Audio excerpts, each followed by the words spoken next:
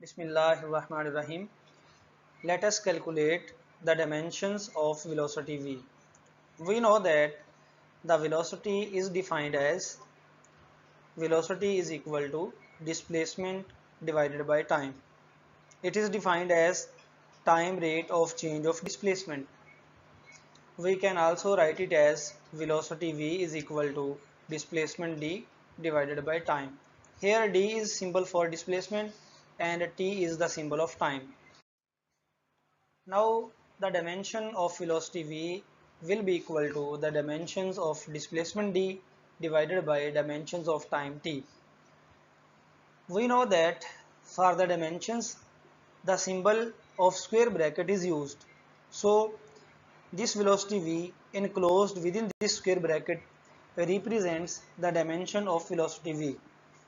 So dimension of velocity v is equal to dimension of displacement d divided by dimension of time t.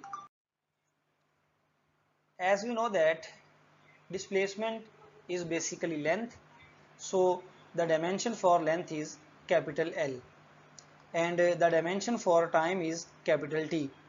These symbols are enclosed within square bracket to represent the dimensions.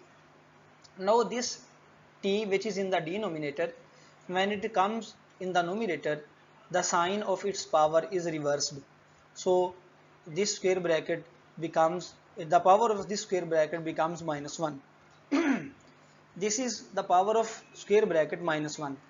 It means that it is the power of this symbol T. So in the next step we write it as dimension of velocity v is L T inverse, and the final answer of dimension is written within one square bracket.